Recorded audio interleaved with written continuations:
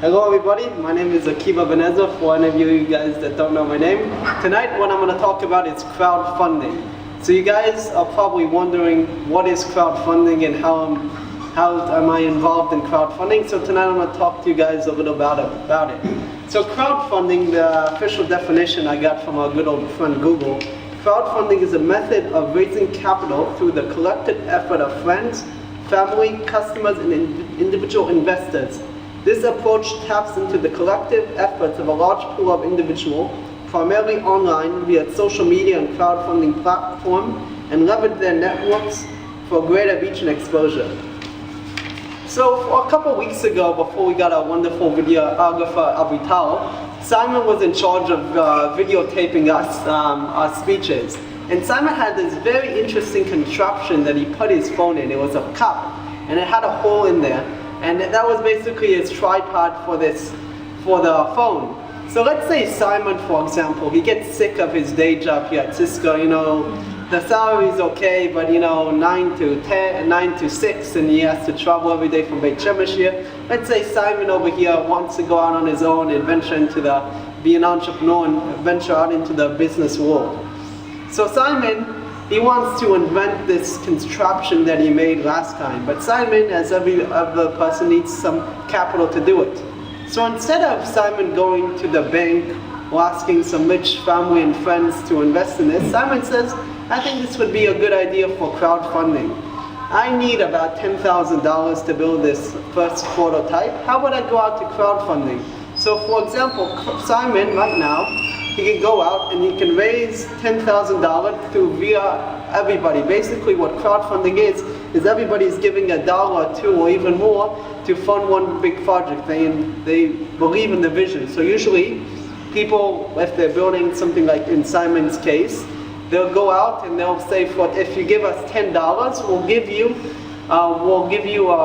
the first version or whatever it is. Sometimes it can pre-sell it, or sometimes you can, people that believe in your vision, they'll give it to your cause. So how am I involved in this? So a couple weeks ago, I was talking to you guys about my tiny house prototype, how I want to build tiny housing here in Israel and change the housing market.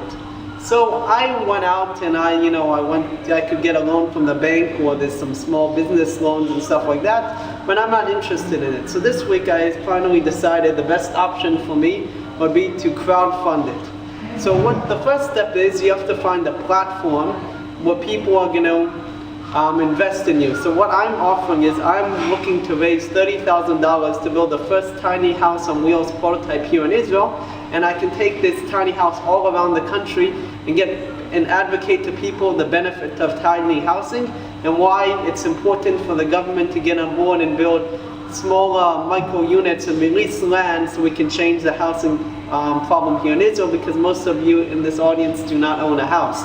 Maybe Daniel Avital, or Simon, but I'm assuming most of you guys do not own a house.